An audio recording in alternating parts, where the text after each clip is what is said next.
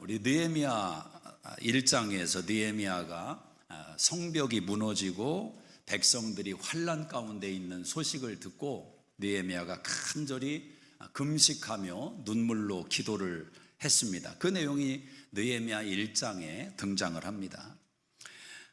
기도가 얼마나 중요한가 아무리 강조해도 지나치지 않겠죠. 여러분 이 한 주 동안 기도하신 줄로 믿습니다. 여러분이 이 한 주 동안 기도하실 때 가장 중요하게 기도했던 내용이 무엇입니까? 본인들이 기억하는, 내가 이번 주에 많은 기도를 드렸는데 내가 이 기도를 드렸다, 그 한 가지. 아마 기도에 집중하셨던 분들이라면 그 한 가지가 분명히 떠오를 수 있습니다. 우리는 문제가 생기면 기도합니다. 사랑하는 사람이 아프면 믿음 있는 사람은 먼저 기도부터 시작을 합니다. 자녀의 문제를 위해서 부모는 기도하죠. 또 교회를 위해서 성도는 기도합니다. 근데 이런 질문이 하나 나올 수가 있습니다. 기도 후에는 무엇을 하는가? 기도한 다음에 어떤 후속 작업이 진행이 되느냐라는 겁니다. 많은 신앙인들이 기도는 하지만 기도 후에 행동이 없는 기도가 의외로 많습니다. 예를 들면 이런 거죠. 하나님의 뜻을 알려달라고 기도합니다. 그런데 정작 순종은 꺼려합니다. 영혼을 구령하고 전도하게 해달라고 기도합니다. 그런데 정작 누구에게도 말을 걸지를 않습니다. 하나님 앞에 예배자로 살아가게 해달라고 기도합니다. 그런데 시간에 있어서 우선순위를 하나님께 드리지를 못합니다. 형통하게 해달라고 기도합니다. 그런데 아무 준비도 하지를 않습니다. 문제가 무엇입니까? 기도는 하는데 행동이 뒷받침되지 않는다라는 거죠. 결국 기도의 회의감에 빠지고 맙니다. 기도해도 소용없더라. 기도해봤자 되는 거 없더라. 기도 무용론에 빠지는 신앙인이 되는 겁니다. 그럼 왜 이런 반응이 나오느냐? 이것은 기도의 착각이라는 것입니다. 마치 우리는 기도하면 요술램프에 지니가 나타나서 우리 문제를 수종 들어주는 것으로 기도를 생각한단 말입니다. 하나님이 마치 요술램프의 지니처럼 우리 기도에 수종 드시는 분으로 기도를 생각하는 겁니다. 그러니까 대부분 성도님들이 기도했다라는 것에 또 만족하는 신앙인들이 있습니다. 오늘 나는 기도했다. 기도의 결과나 기도에 대한 반응이나 기도에 대한 나의 행동의 수칙들을 생각하지 않습니다. 기도했다. 이게 전부가 되는 신앙인이 의외로 많습니다. 여러분, 기도가 무엇입니까? 기도는 관계성입니다. 기도는 하나님과의 대화입니다. 기도를 하면 듣는 분이 계시다라는 거죠. 근데 우리가 이 대화를 생각할 때 이 공식을 조심하셔야 됩니다. 우리는 기도하고 하나님은 해결하시고. 언뜻 보면 맞는 말 같은데 이게 굉장히 위험한 말입니다. 우리는 기도하고 하나님은 해결하고. 물론 성경에는 그와 같은 기도의 반응이 많이 있습니다. 엘리야가 기도합니다. 하나님이 비를 내리십니다. 엘리야가 기도합니다. 하나님이 불을 내리십니다. 이런 기도는 우리는 기도하고 하나님은 응답하고 이 공식이 맞아떨어지는 거죠. 그러나 성경의 대다수의 기도를 살펴보면 기도와 행동이 함께하는 것을 보게 됩니다.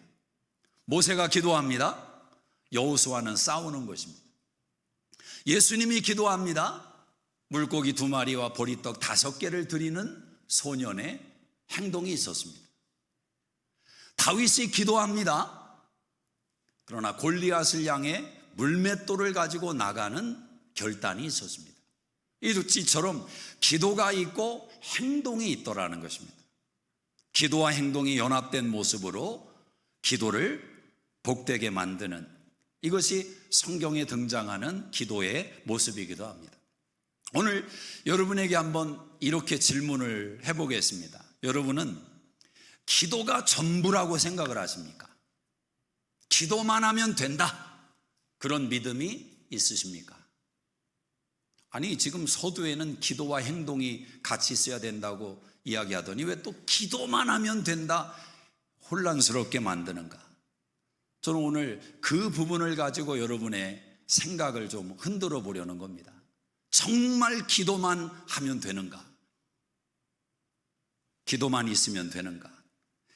이것을 이해하기 위해서 이런 표현을 한번 빌려보는 것도 일리가 있습니다. 사랑만 있으면 살 수 있는가? 결혼을 앞둔 자녀들에게 부모는 항상 신중하라고 이야기를 합니다. 사랑만 가지고 안 된다. 인생은 사랑만 가지고 사는 게 아니다. 부모는 아주 자녀에게 신중하라고 이야기를 하죠. 물론 어른들이 그 말을 할 때 그 말의 의미를 우리가 모르는 건 아닙니다. 젊은 청년이든 젊은 남녀가 사랑만 가지고 살 수 있다. 그래서 사랑하고 있으면 그걸 지켜보는 어른들은 속이 막 터지는 거죠. 혀를 차면서 네가 아직 세상을 모르는 미숙한 생각을 가지고 있다. 사랑만 가지고 어떻게 세상을 사냐? 세상이 그렇게 만만치 않아. 네가 인생을 알아? 그런 꼰대의 또 이렇게 반응이 나온단 말이죠. 여러분, 만약 여러분 자녀가 나, 엄마, 이 사람 사랑해. 사랑하니까 이 사람하고 결혼할 거야. 사랑을 앞세우고 부모를 설득하려고 하면 여러분 어떻게 반응하시겠습니까? 그래? 정말 사랑하냐? 그럼 오케이, 됐다. 이러시겠습니까? 아니면 야, 사랑만 가지고 사는 게 아니야. 인생이 그렇게 간단하지 않아. 그렇게 반응하시겠습니까? 아마 대다수 분들은 후자이지 않을까. 저도 그럴 것 같습니다. 그런데 여러분, 한번 가만히 생각을 해보자는 겁니다. 어른 세대가 말하는 사랑만 가지고 안 돼, 이 말 속에는 뭐가 담겨 있습니까? 그때 그 사랑이 도대체 뭐냐는 겁니다. 왜냐하면 우리는 사랑의 정의가 굉장히 뒤틀린 시대를 살아갑니다. 우리가 경험을 통해 알고 있는 사랑만 가지고 안 돼, 그 사랑이 도대체 어떤 사랑인지를 먼저 아셔야 됩니다. 그 사랑은 에로스의 사랑 아닙니까? 느낌으로, 감정으로. 아, 내가 저 사람을 봤는데 필링이 왔어요. 뭔가 꽂혔어. 이게 사랑이라고 느끼는 것 아니겠어요? 그 감정을 존중하고 그 기분을 존중한단 말입니다. 대부분 외적인 어떤 외모 속에서, 어떤 이미지 속에서 만들어진 사랑, 우리는 그것을 사랑이라고 생각을 한다는 거죠.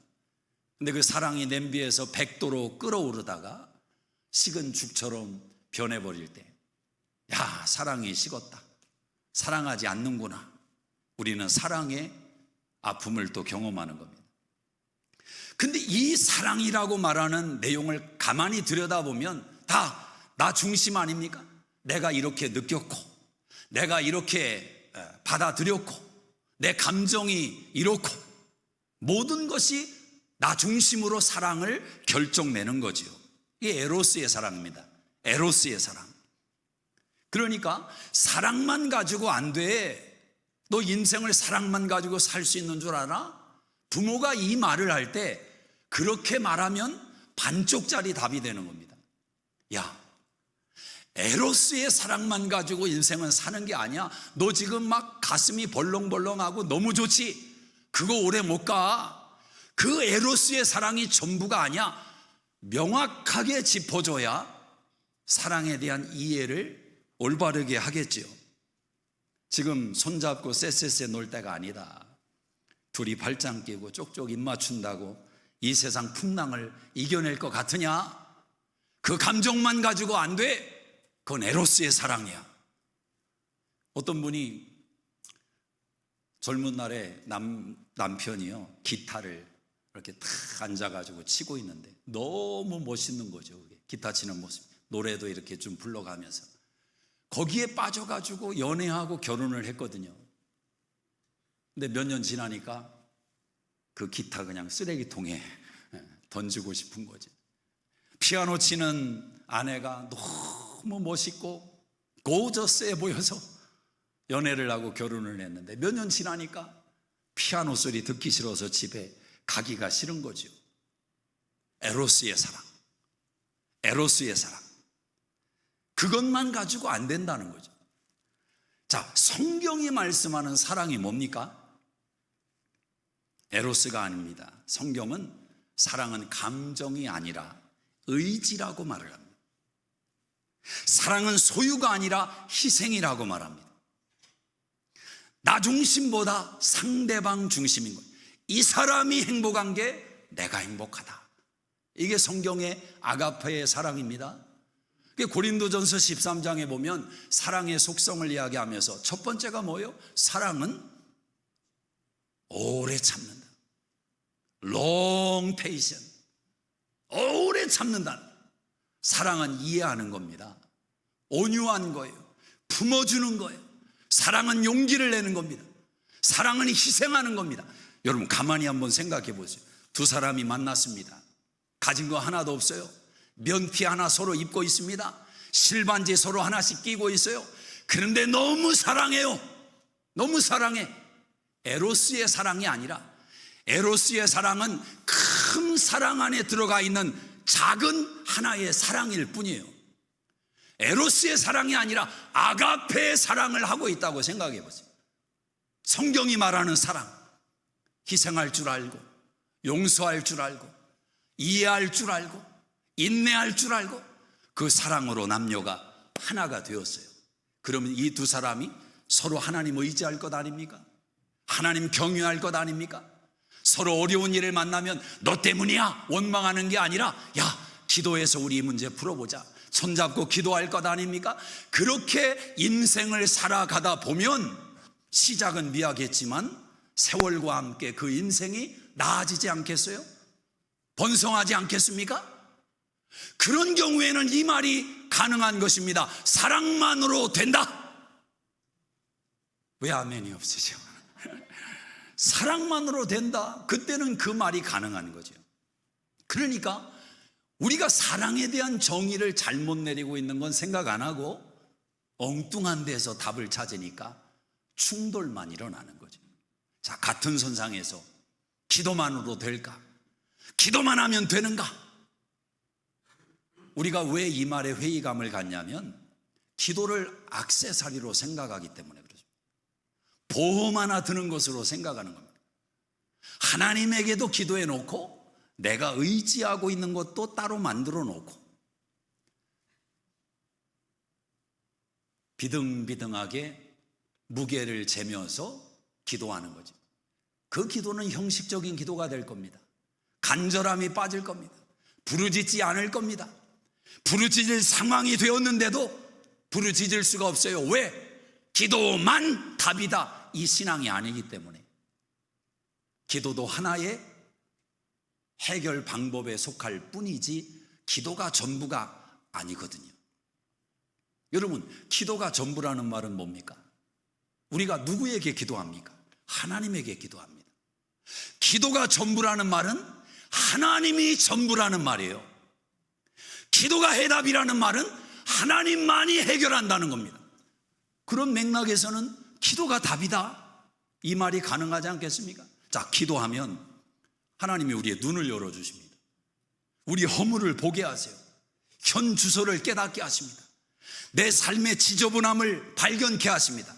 그래서 진짜 기도하는 사람은 자기 방 청소부터 하는 겁니다.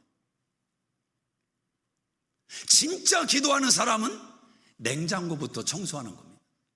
주방부터 청소하는 겁니다. 왜? 보이니까. 보이니까. 기도하면 보이기를 시작해요. 죄가 무엇인지, 하나님의 뜻이 무엇인지 분별이 가는 것입니다. 기도하면 하나님께서 거룩한 소원을 갖게 하십니다. 하나님의 영광을 위해 살게 하십니다. 그러니까 소원이 생기니까 열심을 내죠. 소원이 생기니까 시간을 아끼지요. 관리하지요. 가만히 생각해 보면 진짜 기도하면 우리의 삶의 변화가 일어날 수밖에 없는 거죠.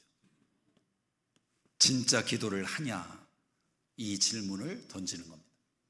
진짜 기도는 행동과 연결되기 때문에 그렇습니다.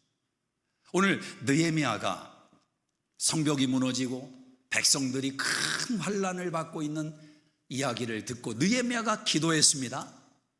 그 기도의 시간을 보면 1장 1절에 보시면 기슬루월에 기도했다고 해요. 그 수상궁에 있었다. 기슬루월. 2장 1절에 보면 니산월에 왕 앞에 포도주가 있기로 왕에게 드렸다고 말합니다.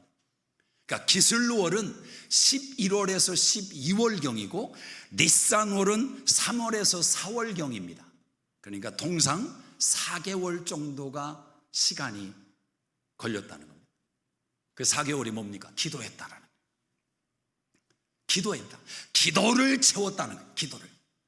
기도를 무르익게 만들었다는 것입니다. 여러분, 어떤 꿈과 소원을 가지고 있을 때 급하면 안 됩니다. 저도 굉장히 급한 사람이에요. 그래서 평생 이 훈련을 하는 것 같아요. 많이 다져진 것 같은데도 급해요, 아직. 관계성 속에서 사실 남편과 아내 사이에 싸움의 대부분은 급할 때 싸우는 겁니다. 급할 때. 나중에 지나고 나면 급한 게 아니거든요. 그렇지 않습니까? 저는 하나님이 그래서 기다림의 훈련을 참 많이 시켰습니다. 기다림의 훈련. 뭐든지 제 인생은 가만히 보면 늦어요. 늦어.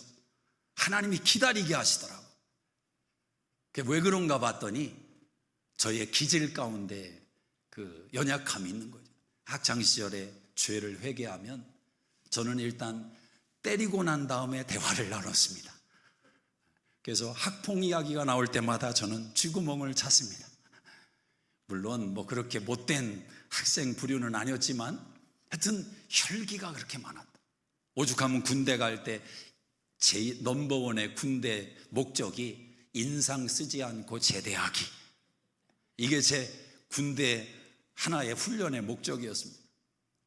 자, 기도한다는 것은 하나님의 때를 기다리는 겁니다. 아무리 급해도 한 번 더 기도를 쌓고 한 번 더 기도를 쌓고 그러면 내가 몰랐던 부분이 들리게 되고 보이게 되고 잡히게 되는 겁니다. 4개월 동안 느헤미야가 기도했습니다. 4개월 동안 기도가 무르익자 느헤미야는 이제 행동으로 옮기는 것입니다. 자, 느헤미야가 어떤 행동으로 옮겼느냐? 왕 앞에 술잔을 올려 드리는 겁니다.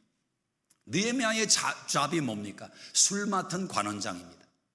그러니까 왕이 마실 술을 느헤미야가 결정해야 되고 먼저 맛을 봐야 됩니다. 왜? 누가 왕의 술잔에 독을 넣었는지 모릅니다. 그래서 느헤미야가 먼저 마셔본 다음에 왕에게 드리는 겁니다. 그러므로 고대 사회에서 술 맡은 관원장의 위치라는 것은 굉장히 중요합니다. 왕이 신임하지 않으면 맡기지를 않습니다. 왕이 가까이 하기를 꺼려하면 절대 맡을 수 없는 잡이 술 맡은 관원장입니다. 목숨을 함께 공유하는 잡이기도 합니다. 그런 느헤미야가 왕이 부르기도 전에 왕 앞에 자신의 고민과 기도의 제목을 가지고 나서기로 결정을 한 겁니다. 여러분, 이 결정이 간단하지 않다는 거죠. 왕 앞에 섰을 때 그가 어떤 결과를 맞이할지 아무도 몰라요. 느헤미야도 몰라요. 그런데 그럼에도 불구하고 행동할 수밖에 없는 이유가 뭐냐? 이게 중요한 겁니다. 기도했기 때문에. 기도했기 때문에 가만히 있을 수가 없는 겁니다. 기도하면 하나님이 가슴에 불을 지르는 겁니다. 기도하면 하나님께서 소원에 불을 지르는 겁니다. 기도하는 사람이 게으를 수 없어요. 왜? 하나님이 그 마음을 가만히 두지를 않아요. 느헤미야의 마음이 불타오르는 것입니다. 기도가 무르익으니까. 어떤 사람들은 기도만 하는 사람들이 있어요. 부정적으로 10년째 기도만 합니다. 아무것도 하지를 않아요. 하나님 좋은 직장을 주십시오. 근데 원서도 안 내. 기도만 해. 그러면서 뭘 기대합니까? 하나님이 천사를 보내가지고 사장님에게 나타나셔서 누구누구를 네 직장에 불러들여라. 어디서 읽은 또 가락은 있어가지고 가브리엘 천사를 보내서 그렇게 해달라는 거죠. 근데 하나님이 그렇게 안 하셔. 10년째 기도만 한다. 말이 됩니까? 하나님, 우리 관계를 좀 회복시켜 주세요. 전화 한 통을 안 해. 그러면서 관계를 회복시켜 달라는 겁니다. 하나님, 우리 목장 좀 부흥시켜 주세요. 그런데 초대하지를 않습니다. 하나님, 우리 부부 행복하게 좀 해주세요. 근데 소리는 버럭버럭 질러. 이 뭐가 맞지 않지 않느냐라는 겁니다. 기도했으면 행동이 뭔가 비슷해져 가야 되는데 기도 따로 놀고 나 따로 놀고. 느헤미야는 기도하고 그 기도에 맞는 행동으로 가는 것입니다. 합리화하는 사람들도 있습니다. 확실해지면 움직이겠습니다. 확실해지면, 손에 보이고 잡히고 눈에 보이면 그때 행동하겠습니다. 그게 평생 지금까지 왔다라는 거죠. 무덤에 들어갈 때까지 기도만 하는 거죠. 확실해지면 하겠습니다. 여러분, 성경에 어디 하나님께서 너네 손에 잡혔지, 그거야. 눈에 보이지, 그거야. 하나님이 그러신 적이 있습니까? 눈에 보이지 않아요. 손에 잡히지 않아요. 그러나 믿음은, 기도는 보게 하는 것이고 잡게 하는 것이고, 아무것도 의지할 길이 없지만, 길이 보이지 않지만 그 한가운데에서 하나님을 의지함으로 나가는 것 아니겠습니까? 지금 느헤미야가 기도가 무르익고 그는 아닥사스다 왕 앞에 나가는 것입니다. 자, 느헤미야도 생각이 있잖아요. 내가 이걸 왕이 이 응답을 줘야 되는데 과연 왕이 허락을 할까? 안 할까? 아니, 느헤미야도 이 생각을 돌리지 않았겠습니까? 근데 저는 느헤미야의 생각 속에서는 부정적인 생각이 밀려올 수 있었다고 봅니다. 왜냐? 아닥사스다 왕의 과거가 있기 때문에 그렇습니다. 이미 하나님의 성벽을 재건하려는 움직임이 있었습니다. 그리고 왕에게 그 소식도 올려진 적이 있습니다. 그런데 그때 방해 세력이 아주 주도 면밀하게 아닥사스다 왕을 회유시켰습니다. 왕이시여, 이 유대인들은 아주 종자가 나쁩니다. 그들은 조공을 바치던 그런 피지배국 대상인데 조금 힘이 생기면, 조금 잘 나가면 반드시 뒤통수를 칩니다.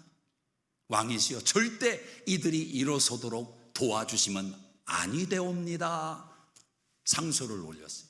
아닥사스다 왕이 쭉 살펴본 후에 판결을 내립니다. 성벽 재건하지 마라. 절대 도와주지 마라. 이게 아닥사스다 왕의 결정이었습니다. 동일한 그에게 느헤미야가 요청을 해야 되는 겁니다. 여러분이라면 긍정적인 생각이 들겠습니까? 그럼에도 불구하고 기도한 느헤미야는 왕 앞에 서는 것입니다. 현대 크리스찬들의 문제가 있다면 너무 안전장치를 원하는 거죠. 심지어 실패하지 않을 장치, 손해도 안 보고 상처도 안 받고 그런 보장만을 원하는 겁니다. 여러분, 하나님이 축복하시는 일에 그런 안전장치가, 보장이 언제 그렇게 있습니까? 믿음으로 하나님 앞에 살아가기를 결단한다면 그런 안전과 보장과 너무 거기에 함몰되면 안 돼요. 때로는 지혜를 간구해야 되지만 그것이 아니면 안 된다, 이 생각은 하나님의 일을 진행할 수가 없는 겁니다. 하나님과 함께 동행하는 삶을 살 수가 없는 거예요. 자, 오늘 느헤미야에게 하나님이 내적으로 요구하는, 도전하는 말이 있다면 저는 이런 음성이라고 생각합니다. 느헤미야야, 너는 이 일을 위해서 뭐를 걸 수 있냐? 너의 임생을 위해서 너는 뭐를 걸 수 있냐? 뭐를 희생할 수 있냐? 이 질문을 하나님이 던지는 겁니다. 요단강에 발을 담글 때 요단강이 갈라집니다. 베드로가 발을 떼서 파도가 치는 물 위에 발을 내려놓을 때 무리를 걷는 기적의 주인공이 됩니다. 믿음이 자랄수록 하나님은 무게감을 믿음이 자라는 하나님의 자녀들에게 부어주시는 겁니다. 한번 신뢰하고 도전해 보라는 겁니다. 하나님을 의지하고 한번 뛰어보라는 것입니다. 우리는 하나님이 길을 다 보여주신 다음에 가겠다고 선언을 하죠. 그러나 믿음은 내가 길이요 진리요 생명이다. 나와 함께 갈 수 있겠느냐. 사막 한가운데서 하나님은 우리에게 도전하는 것. 느헤미야는 왕 앞에 섰습니다. 자, 그런데 문제가 생겼습니다. 어떤 문제입니까? 왕이 느헤미야의 안색을 정확하게 분석을 했습니다. 이게 왜 위험하냐?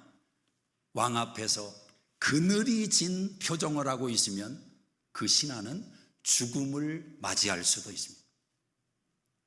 이 사람이 혹시 딴 생각을 가지고 있는 게 아닌가?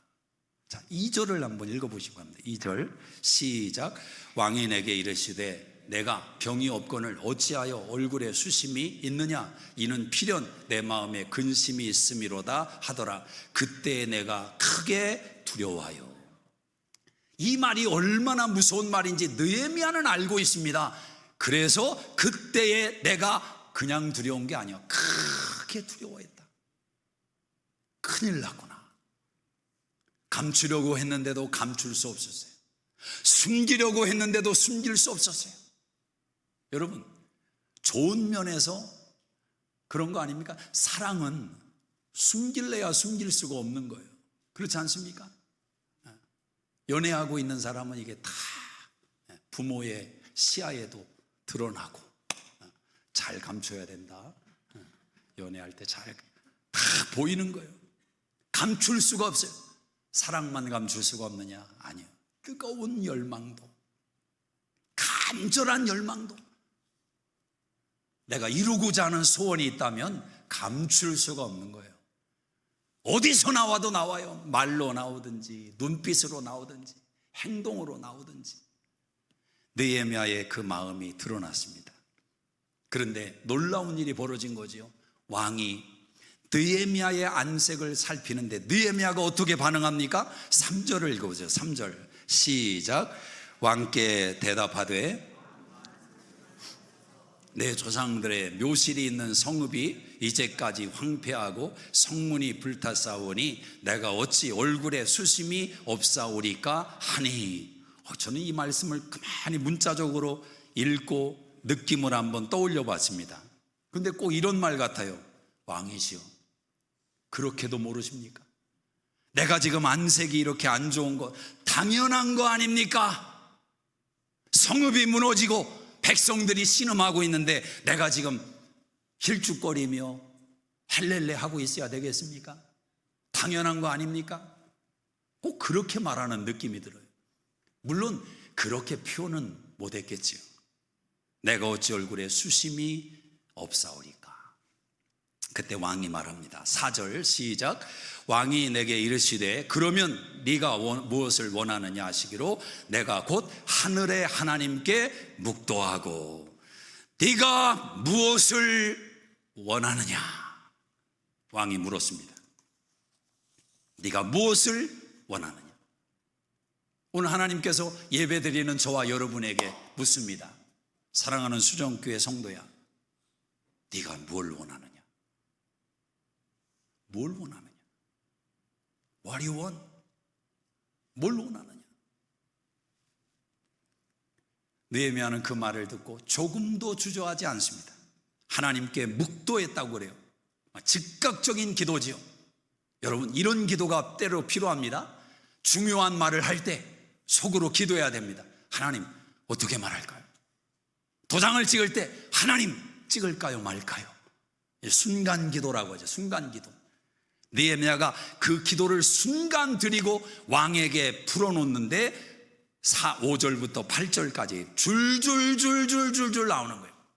굴비 엮인 것처럼 왕이시여 이것도 해주시고 저것도 해주시고 이건 꼭 해주셔야 됩니다. 요구하는 내용이 줄줄줄 나오는 거예요. 왕이시여, 제가 갔다 오면은 기간은 이 정도 될 것 같습니다. 왕이시여, 조서를 하나 써주셔야 됩니다. 왜냐하면 반대 세력이 있습니다. 내가 하는 줄로 알고 반대하는 세력이 있습니다. 왕께서 허락하신 것을 확인시킬 수 있는 문서를 하나 써주십시오. 왕이시여, 거기에는 이런 재료가 필요합니다, 이런 제목이 필요합니다, 써주십시오. 여러분, 즉각적으로 이게 어떻게 가능합니까? 왕 앞에서 벌벌벌 떨고 있는 그 신하의 위치에서 어떻게 이런 게 가능할 수 있을까? 이유는 딱 한 가지입니다. 기도했다는, 기도하면서 다 준비했습니다. 하나님께 4개월 동안 기도합니다. 하나님, 이 성벽이 어떤 모습으로 재건이 될까요? 그림을 그리는 겁니다. 하나님, 이 작업을 하려면 가는 시간, 일을 하는 시간, 이 모든 과정이 얼마나 소요가 될까요? 생각을 하는 겁니다. 무슨 재료가 필요할까요? 생각을 하는 겁니다. 기도 속에서 준비했고, 기도 속에서 기다렸고, 기도 속에서 계획을 다 세웠습니다. 이런 사람에게는 이 말이 가능하지 않겠습니까? 기도만 하면 된다. 기도만 하면 된다. 우리가 살아가는 시간과 공간 속에 하나님이 응답하시는 은혜를 또한 경험하는 것입니다. 여러분, 기도가 시작이라면 행동은 기도의 완성입니다. 느헤미야는 기도했고, 기다렸고, 준비했고, 행동했습니다. 그리고 하나님은 그 기도 속에 하나님의 일을 행하셨습니다. 우리가 기도하면, 그리고 결단하고 행동할 때 하나님도 행동하십니다. 이게 중요합니다. 여러분, 아무리 느헤미야가 잘해도, 많이 준비해도 이 한 가지가 수반되지 않으면 다 소용없어요. 그 한 가지가 뭡니까? 왕의 마음을 바꿔야 돼요. 왕의 마음이 움직여져야 돼요. 이건 누구만 할 수 있습니까? 왕의 왕이신 하나님만 할 수 있어요. 누가 왕을 움직인단 말입니까? 누가 왕의 마음을 부드럽게 한단 말입니까? 그 왕보다 높아야 되는 것 아니에요? 왕의 왕이신 하나님께서 아닥사스다 왕의 마음을 부드럽게 하십니다. 느헤미야가 무엇을 요구하든 들어줄 마음을 만들어 버리는 겁니다. 고레스의 마음을 감동하신 하나님께서 아닥사스다 왕의 마음을 감동하시는 겁니다. 하나님은 그렇게 일하시는 거예요. 우리가 기도하고 행동할 때 하나님이 행동하십니다. 여러분, 하나님의 행동은 보이지 않아요. 여호와 일에 준비하시는 하나님. 아브라함이 이삭을 하나님께 바치기 위해서 모리아산에 올라갑니다. 아들 이삭과 웬만해서 대화를 안 나누더라고요. 성경을 보니 이삭이 물은 질문이 있지만 아브라함이 간단하게 대답합니다. 하나님이 다 준비하신다. 말을 할 수가 없지요. 내 아들을 내가 죽여야 되는데 그 아들과 무슨 대화를 나눈단 말입니까? 그러나 아브라함은 하나님과 대화를 나눕니다. 하나님과 대화를 나눠요. 하나님, 왜 이렇게 하시는 거예요? 하나님, 살려주실 거죠? 하나님, 부활시켜 줄 거지요? 계속 기도하면서 아브라함이 모리아산을 올라갑니다. 그리고 아들 이삭을 잡으려고 할 때, 아브라함아, 아브라함아, 네가 이제야 나를 사랑하는 줄 내가 알았다. 그리고 하나님께서 행동하신 기적을 보게 하십니다. 순양 하나가 머리가 수풀에 걸려가지고 움직이지를 못하는 것. 움직이지를 못. 나를 죽여주세요. 아브라함이 기도하며 모리아산에 올라갈 때 하나님은 반대편에서 이 양 한 마리를 올려보내십니다. 양 한 마리를 올려보내십니다. 여러분이 기도하십니까? 몇 개월 기도하셨습니까? 답답하세요? 낙심되십니까? 눈에 보이는 게 없어서? 응답이 없는 것 같아서? 그 기도가 무르익어서 여러분이 결단하는 순간이 올 때 여러분은 보게 될 것입니다. 하나님이 하신 일을, 하나님이 여호와 일에 준비하신 그 은혜를 행동하는 기도, 하나님이 오늘 우리에게 요구하고 계십니다. 기도하겠습니다. 자리에서 다 일어나시겠습니다. 하나님 아버지, 기도 속에 행동을 담으시고 하나님의 예비하심을 경험케 하시는 주님, 하나님이 기도하라 말씀하시는데 우리는 초자연적인 하나님의 음성만을 생각하고 순종하지를 못하고 있습니다. 강단을 통해서, 같은 신앙의 동료의 입술을 통해서, 성경을 읽어가는 묵상 속에서 하나님은 계속 우리에게 말씀하십니다. 기도하라, 부르짖으라. 하나님, 이 말씀에 순종할 수 있는 우리들의 신앙 되게 하여 주옵소서. 예수님의 이름으로 기도드리옵나이다. 아멘. 우리 들은 말씀 생각하며 이 찬양 같이 한번 고백하며 올려드리겠습니다.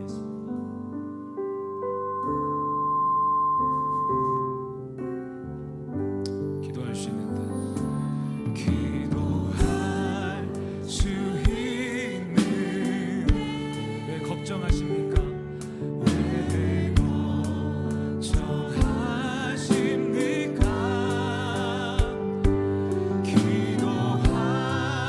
기도하면서 왜 염려하심? 기도할 수 있는데,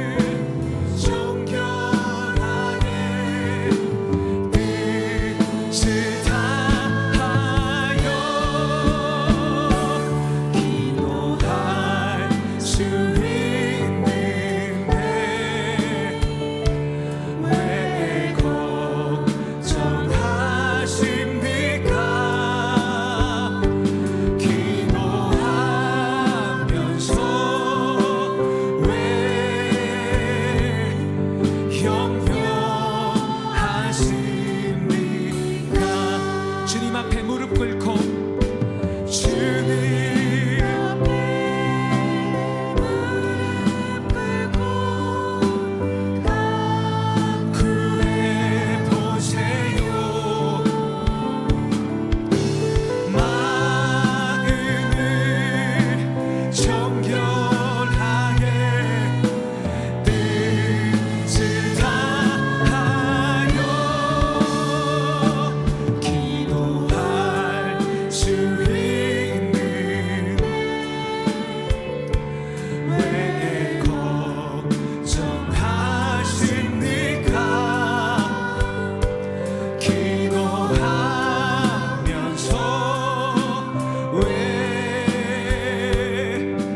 염려하십니까?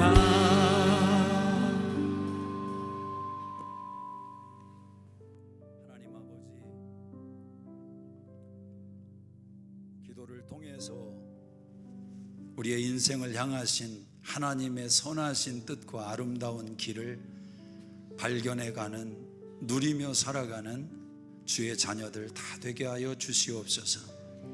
기도가 답인 것을 확실히 믿고 기도 속에 하나님의 손을 붙들고 승리하는 우리 수종의 모든 가족들, 특별히 우리 졸업을 하고 새로운 성인의 삶으로 한 발자국 다가서는 우리 자녀들 위해 함께해 주시옵소서.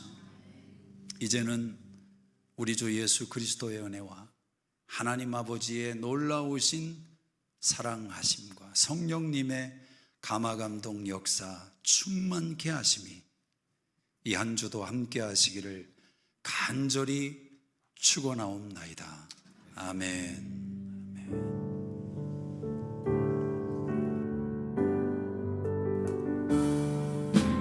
기도할 수 있는 왜 걱정하십니까? 기도하면서 왜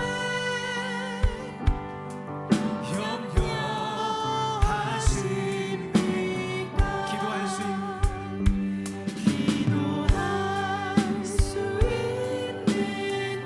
왜 실망하십니까? 왜 실망하십니까?